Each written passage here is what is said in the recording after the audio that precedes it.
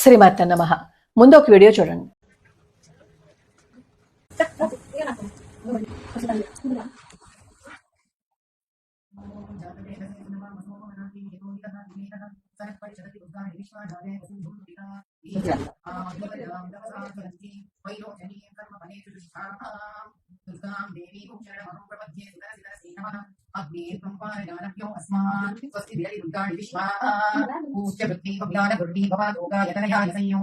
विश्वाणियो दुर्गता जातवे धस्सिन् दुर्गनापादुष्टादिपर्षि अग्ने अग्निवन्मनसाग्निदानोऽस्माकं बोध्यरितातनूनां प्रदनाचित् पुंसकमानमुग्रमग्निकुम्भुवेम परमासदस्तात् सनःपरिचलति दुर्गाणि स्वाक्षावद्देवो अधिगुरितात्यग्निः प्रत्नोषितमीढ्यो अध्वरेषु सदाश्च कोटानव्यश्च षष्ठी स्वाञ्चाग्ने गरुवं विप्रयस्व त्वभ्यञ्च सौभगमायजस्व गोदद्दुष्टमयि जोनिषिक्तन्तरे नागस्य पुष्णमवि संविधानो वैष्णवीं लोकनिगमादयन्ताम् आप्यायनाय विद्महे कन्याकुमारी धीमहि तन्नो दुर्गिः प्रचोदयात्।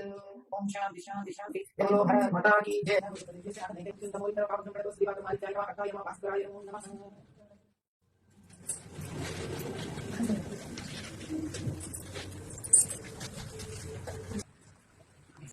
చూశారు కదా, ఇది మాధవీలత గారు ఢిల్లీ ఎయిర్పోర్ట్ లో ప్రార్థన రూమ్ అని ఉంటుంది, అక్కడ దుర్గా సప్తసతి చేసిన వీడియో అన్నమాట.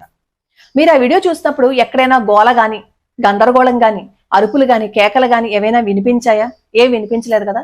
కానీ సామాజిక మాధ్యమంలో ఈ పోస్ట్ ని, అంటే ఈ వీడియోని పోస్ట్ చేసినందుకంట మాధవీలత గారు వేరే మతస్థుల మనోభావాలని దెబ్బతీసే విధంగా, కావాలని వాళ్ళు ట్రిగ్గర్ అయ్యే విధంగా పోస్ట్ చేశారట. అంటే ఒక వీడియోని అలా పోస్ట్ చేస్తే ట్రిగ్గర్ అయిపోతారా? అక్కడేం గొడవ జరగలేదే, అక్కడేమి ఎవరికి వాదం జరగలేదే, అక్కడేమి ఆవిడ ఎవరితోనూ గొడవ పెట్టుకోలేదే. సరే, ఆవిడ పోస్ట్ చేశారో మిగతా వాళ్ళు పోస్ట్ చేశారో, అలా పోస్ట్ చేసి అందరికీ గొడవలు పెట్టాలని చూస్తున్నారు. అసలు అక్కడ గొడవే జరిగినప్పుడు ఆ వీడియో చూసి ఎందుకు గొడవ పడాలి అని అనుకుంటున్నారు? ఎందుకు పరాయి వాళ్ళ మనోభావాలు దెబ్బతీసే విధంగా మాధవీలత గారు ప్రయత్నిస్తున్నారని ఎందుకు అనుకుంటున్నారు? ఆవిడ దుర్గా సూక్తం చేసుకున్నారు, అది కామన్ రూము. అక్కడ దుర్గా సూక్తం చేసుకుంటున్నప్పుడు అది ఎందుకు అంత అభ్యంతరంగా అనిపించింది? ఒక కడుపు నొప్పి ఛానల్ ఏం మాట్లాడుతున్నారు అంటే, దుర్గా సూక్తం చేసుకున్నప్పుడు గాని హిందువులు గాని మౌన ముద్రలో చేసుకుంటారు కదా, అలా బయటికి చెప్పరు కదా, అందులోనూ పబ్లిక్ ప్లేస్ అయినప్పుడు బయటికి ఏమీ మాట్లాడరు కదా, అలా ఎందుకు మాట్లాడారు? రెచ్చగొట్టే వ్యాఖ్యలు కాకపోతేని ముందు మునుపు ఎప్పుడు ఇలా చేయలేదు కదా, ఇప్పుడే ఎందుకు చేస్తున్నారనో చేట భారతం చదివేశారు. సరే, కొన్ని విషయాలు మనం మాట్లాడుకుందాం. అది పబ్లిక్ ప్లేస్ కాబట్టి దుర్గా సూక్తాన్ని కళ్ళు మూసుకుని, నోరు మూసుకుని, చెవులు మూసుకుని, అన్ని మూసుకుని మనసులో ధ్యానం చేసుకోవాలి. మరి పబ్లిక్ గా ఉన్న రోడ్ల మీద మేము నమాజ్ చేసుకుంటాము, భారతదేశం అంతా చేస్తాము, ఏం చేసుకుంటారో చేసుకోండి అని అన్నప్పుడు, అప్పుడు హిందువులకి మనస్సు లేదా? దానిలో భావమే లేదా? మనసే చచ్చిపోయిందా అప్పుడు? మరి అప్పుడు ఏం చేశారు హిందువులు? అప్పుడు ఎందుకు ఎవరు మాట్లాడలేదు? పబ్లిక్ ప్లేస్ లో వాళ్ళ నమాజ్ చేసుకుంటున్నప్పుడు అది పబ్లిక్ ప్లేస్ కదా, మరి అంతరాయం కలుగుతుంది కదా అందరికీ అని అప్పుడు ఎందుకు అడగలేదు? ఇప్పుడు ఎందుకు అడుగుతున్నారు? మరి స్కూల్స్ కి పిల్లలు ఆంజనేయ స్వామి వారి మాల, శివమాల, అయ్యప్ప మాల వేసుకుని వెళ్ళినప్పుడు ఆ పిల్లల్ని కొట్టిన దాఖలాలు, ఆ పిల్లల్ని స్కూల్కి రావద్దు అన్న వీడియోస్ మనం చూసాం కదా. మరి అప్పుడెందుకు మనోభావాలు దెబ్బతినలేదు? అప్పుడెందుకు ఎవరు పాప ఇంత ఎత్తున మాట్లాడలేదు? దుర్గా సూక్తం అంట పైకి చదవకూడదుట. ఎప్పుడు హిందువులు నోరు మూసుకుని అన్ని మూసుకుని లోపలే చదువుకోవాలట. ఇబ్బంది పెట్టే విధంగా హిందువులు ప్రవర్తించకూడదుట. అదేంటి మరి? రోజుకి 5 సార్లు వినపడుతుంది కదా పబ్లిక్ లో, మరి అప్పుడు ఎవరికి ఇబ్బంది అనిపించలేదా? హిందువుల ఊరేగింపులు వెళ్తున్నప్పుడు, హిందువుల శోభాయాత్రలు జరుగుతున్నప్పుడు వాళ్ళ ప్రార్థనా స్థలం ముందు నుంచి వెళ్తే, అయితే మన ఉత్సవాన్ని ఆపేసి, మన ఊరేగింపులను ఆపేసి, అప్పటి వరకు పాడుతున్న పాటలను కూడా నోరు మూసుకుని మీరు మైకులన్నీ కట్టేసి నిశ్శబ్దంగా అక్కడి నుంచి ఒక ఏదో మౌనయాత్ర వెళ్తున్నట్లుగా వెళ్ళండి అని చెప్తారే, అప్పుడు హిందువుల మనోభావాలు దెబ్బతినలేదా? అప్పుడు హిందువులు బాధపడలేదా? అప్పుడు హిందువులు ఏం మాట్లాడకూడదు? అవును, అవి మనకి కనిపించవు కదా. ఇక్కడ వచ్చేసరికి మాధవీలత గారు రెచ్చగొడుతున్నారు, రెచ్చగొట్టే విధంగానే వీడియో పెడుతున్నారు. అసలు అక్కడ ఏం జరిగిందని రెచ్చగొట్టే వీడియోలు పెడుతున్నారు అని అడగడానికి ఉత్తరప్రదేశ్ లో దుర్గా ఆ దసరా ఉత్సవాలలో మన శోభాయాత్ర వెళ్తుంటే అక్కడ ఒక వ్యక్తిని ఒళ్ళంతా తూట్లు పొడిచేశారే, 20 మందికి గాయాలయ్యాయే. అప్పుడు హిందువుల మనోభావాలు దెబ్బతినలేదా? అది పబ్లిక్ ప్లేస్ లో హిందువుల మీద జరిగిన దాడి కాదా? దాన్ని ఎవరు ప్రశ్నించరా? అప్పుడు మాత్రం సెన్సిటివ్ ఏరియాస్ లో హిందువుల ఊరేగింపులు వెళ్ళకూడదు. సెన్సిటివ్ ఏరియాస్ అంటే వాళ్ళ ప్రార్థనా స్థలాలు ఉన్న ప్లేసెస్, వాళ్ళు ఎక్కువగా నివసిస్తున్న ప్రదేశాలు. సరే, అటువైపు వెళ్ళొద్దు అన్నారంటే ఎందుకులే గొడవ అనవసరంగా తెప్పించుకోవటం, పోనీ ఎవరికి వాళ్ళు చేసుకుంటే బాగుంటుంది అని అనుకుందాం. కానీ ఆ దుర్గా సూక్తం చేసిన దాన్ని కూడా తప్పు పడుతున్నారే. అవునులే, ఇది వరకు కూడా అలాగే కదా జరిగింది. మీకు గుర్తుంటుంటే ఉస్మానియా యూనివర్సిటీలో గాంధీ గారి కాలంలో వందే మాత్రం చేసుకుంటుంటే చేసుకోవడానికి కుదరదు అని చెప్పి అక్కడ హిందువుల్ని ఎవరైతే ఈ వందే మాత్రం చేశారో వాళ్ళందరినీ కూడా హాస్టల్ నుంచి బయటికి పంపించేశారు. మీరు ఎందుకు చదివారు వందే మాతరం అని. అప్పుడు కాళ్ళ వేళ్ళ పడ్డారు. గాంధీ గారి దగ్గరికి వెళ్ళి, మా చదువుల్ని మేము చదువుకోలేకపోతున్నాం, మేము చేసిన తప్పేంటి, మేము వందే మాత్రమే కదా అక్కడ పాడాము, మేము మా ప్రార్థన చేసుకుంటున్నాం, వాళ్ళు వాళ్ళ ప్రార్థన చేసుకుంటున్నారు, మేము చేసిన తప్పేంటి అని అడిగితే అప్పుడు శ్రీమాన్ మహాత్ముడి గారు ఏం చెప్పారు అంటే, లేదు మీరు చేసింది రైటే, నేను పై వాళ్ళతో మాట్లాడతాను, మీకేమీ బాధపడకండి అని చెప్పి ఆయన చేతిలో ఉన్న విషయాన్ని కూడా ఎవరితోనూ మాట్లాడకుండా పైగా వాళ్ళకి ఉత్తరం రాశారు శ్రీమాన్ మహాత్ముడి గారు. ఏమనంటే, ఈ విషయంలో నాకేం సంబంధం లేదు, మీరందరూ కులాసాగా ఉన్నారా లేదా మీరు చూసుకోండి అని చెప్పి ఉత్తరం రాశారు. నేను మొన్న కూడా ఒక వీడియోలో పెట్టా. అంటే అక్కడ మాత్రం చెప్తున్నప్పుడు కూడా హిందువులకి ఎవరూ సపోర్ట్ రాలా. అప్పుడు హిందువుల మనోభావాలు దెబ్బ తినలేదు. వందే మాత్రం పాడడానికి ఇప్పుడు కూడా అబ్జెక్షన్స్ చెప్తుంటే భారతదేశంలో ఉండి వందే మాత్రం మేము పాడం, వందే మాత్రం మేము అసలు స్మరించం, వందే మాత్రం మేము ఎందుకు పాడాలి, మేము పాడం అన్నా కూడా హిందువుల మనోభావాలు దెబ్బ తినకూడదు. మొన్న రీసెంట్ గా జరిగింది తమిళనాడులో మధురైలో వినాయకుడి గుడి, 300 ఏళ్ల క్రితం కట్టిన గుడి అది.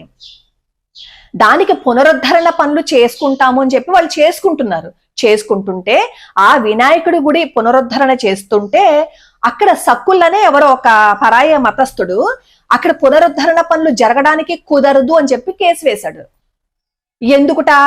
అక్కడ వాళ్ళ మసీదు మరామతులు వాళ్ళు చేసుకుంటున్నారట, అందుకని వాళ్ళకి ఇబ్బందిగా అవుతుందట. అదేం రూలు?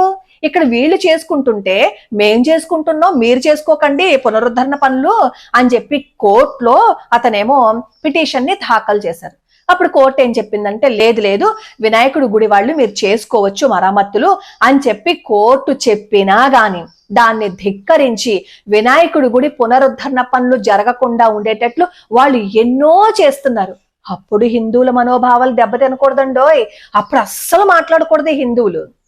ఇక్కడ మాధవీలత గారు అక్కడ దుర్గా సూక్తం చేస్తుంటే ఎందుకు అప్పుడు చెయ్యాలి, ఎందుకు అంత గట్టిగా చదవాలి? అదేంటి, ఎవరు ఎలా ప్రార్థన చేసుకోవాలనేది వాళ్ళ ఇష్టంగా ఉంటుంది. ఏమో ఆవిడ ప్రతి సమయానికి ఆ దుర్గా సూక్తం చేసుకుంటున్నారేమో. అయినా దుర్గా సూక్తం చేశారు కానీ ఎవరిని కొట్టలేదే, ఎవరిని తిట్టలేదే, ఎవరి మీద దెబ్బలాడలేదే, ఎవరితోనూ గొడవ పడలేదు కదా. మరి హిందువుల మీద ఎన్ని దాడులు జరిగిన ఆఖరికి గంగా నదిలో, ఆ గంగా నది వారణాసిలో జరిగింది. అది వారణాసిలో ఆ గంగా నదిలో ఇఫ్తార్ విందు చేసుకుని అందులో మాంసం ముక్కలు కలిపేసి ఆ వీడియోని పబ్లిక్ లో పోస్ట్ చేసినప్పుడు కూడా హిందువులు మాట్లాడితే ఎందుకు మాట్లాడారు? గంగా నది వాళ్ళకి మాత్రం సొత్తు కాదా? వాళ్ళు ఎందుకు వెళ్ళకూడదా? వాళ్ళు అక్కడ విందు చేసుకోకూడదా అని అడిగారు. మరి చేసుకోకూడదా అని అనుకున్నప్పుడు ఎందుకు వాళ్ళు పబ్లిక్ గా పోస్ట్ చేశారు? మరి అప్పుడు హిందువుల మనోభావాలు దెబ్బతినకూడదా? హిందువులు అప్పుడు ఏం మాట్లాడకూడదా? హిందువులకి మనసు లేదు కదా, చచ్చిపోయింది కదా, చంపేశారు కదా, అందుకని హిందువులు మాట్లాడకూడదు. అవి అలాంటప్పుడు జరుగుతున్నప్పుడు పబ్లిక్ ప్లేసులు కావవి. ఇక్కడ ఈవిడ చండీ సప్తశతి చేస్తే కొంతమంది హిందువులకు కూడా తెగ కడుపు నొప్పి వచ్చేస్తుంది. అక్కడ ఎందుకు చెయ్యాలి, ఎందుకు చేశారు, కావాలని రెచ్చగొట్టడం కాకపోతే అన్నారు. అసలు అక్కడ రెచ్చగొట్టినట్టే కనిపించకపోతే రెచ్చగొట్టారని మనలో కొంతమంది కూడా రెచ్చగొడుతున్నారు కదా, అది కదా రెచ్చగొట్టడం అంటే. ఆఖరికి హిందూ దేవాలయాల్లో పండగ సమయంలో పాటలు పెట్టుకోవాలి అన్నా కూడా మీరు కొంత శబ్దం వరకు మాత్రమే పెట్టుకోండి, కొన్ని ఏరియాస్ లో మాత్రమే తిరగండి అని చెప్పి మనకి ఇన్స్ట్రక్షన్స్ ఇస్తారే, అప్పుడు హిందువులకి మనోభావాలు దెబ్బతినలేదా? ఏదైనా పబ్లిక్ గా వాళ్ళు చెయ్యొచ్చు, అప్పుడు హిందువులు అడగకూడదు, అడిగితే రెచ్చగొట్టే వ్యాఖ్యలు చేస్తున్నారు అంటారు. మరి హిందువులు ఎక్కడైనా పూజ చేసుకుంటే అప్పుడు కూడా అంతే, మీరు వాళ్ళని ఇబ్బంది పెడుతున్నారు అంటారు. ఎలా, ఏం చెయ్యాలి హిందువులు? ఇదే మాట హిందూ ముసుగు వేసుకున్న వాళ్ళు మాట్లాడరు. వాళ్ళు హిందువుల మీద దాడి చేయడానికి మాత్రమే ప్రయత్నిస్తూ ఉంటారు. హిందువుల్లో ఎక్కడెక్కడ ఏ ఉన్నాయా అని చెప్పి రంధ్రాన్వేషణ చేస్తూ మాట్లాడుతూ ఉంటారు కదా. మరి ఇప్పుడు ఇన్ని జరిగే ఈ ఇన్సిడెంట్స్ గురించి మరెందుకు మాట్లాడలేకపోయారు? ఎందుకంటే మత సామరస్యం, మేము పరాయి మతస్థులని మేమేమీ అనము అంటారు. కానీ హిందువులను మాత్రం తూట్లు పొడుస్తారు. అది ధర్మరక్షణ. హిందువులని తూట్లు పడవడం ధర్మరక్షణ. పరాయి వాళ్ళని అనడం మాత్రం అస్సలు అనకూడదు, మేము మత సామరస్యం, మేము ఇప్పుడే కళ్ళు తెరుచుకున్నాము అంటారు. ఎందుకు కదా ప్రతి దానిని హిందువులు ఏం చేసినా వేలు పెట్టి తూట్లు పొడిచి ప్రతి దాన్ని బయటికి తీసుకొచ్చి గొడవ పెడుతున్నారు. మొన్న భాగ్యనగరంలో రోడ్డుని బ్లాక్ చేసేసే విధంగా నమాజ్ చేసినప్పుడు అది పబ్లిక్ ప్లేస్ కాదా, అది ప్రైవేట్ ప్లేసా? మరి అప్పుడు ఇబ్బంది ఎవరికి కలగలేదా? మరి అప్పుడెందుకు మాట్లాడలేకపోయారు? అప్పుడు ఎందుకు చేయలేదు? అప్పుడు ఎందుకు కడగలేకపోయారు? అప్పుడు ఎందుకు అడగలేకపోయారు? వాళ్ళ పండుగల్లో హిందువులకి బొట్టు పెట్టి, నామాలు పెట్టి, పువ్వులు పెట్టి, మేము పండగల్లో ఇవన్నీ ఇస్తాం కదా, మీరు రోజు రండి అని చెప్పి ఆ వీడియోస్ని తీసి హిందువులు వచ్చి మా పండగల్లో మా హలీం అవి తింటున్నారని చెప్పి వీడియోస్ తీసి సామాజిక మాధ్యమంలో పెట్టినప్పుడు అది హిందువులని రెచ్చగొట్టినట్లు కాదా? హిందువులు ఏం చేసినా అది రెచ్చగొట్టినట్లు. కానీ అవతల వాడు ఏం చేసినా వాళ్ళు చాలా సాత్వికంగా, సున్నితంగా, ఏమాత్రము ఇబ్బంది కలగకుండా వాళ్ళు చేసుకున్నట్లు. అదేమని అడిగితే, ఏంటండి అలా మాట్లాడతారు, ఏంటండి ఆ విధంగా రెచ్చగొడతారు అంటారు. నిజమే కదా. ఇప్పుడు సిగ్గులేంది ఎవరికి అర్థం మనమే చేసుకోవాలి. ఇలా పబ్లిక్ ప్లేస్ లో దుర్గా సూక్తం చేసేందుకు నా మాటలు మాట్లాడుతున్నారు. ఏవైనా అంటే ఇది పబ్లిక్ స్టంట్, ఇది ఎన్నికల్లో ఓట్ల కోసం స్టంట్. హిందువులు చేస్తే ఓట్ల కోసం స్టంటులు, మరి మిగతా వాళ్ళు చేస్తే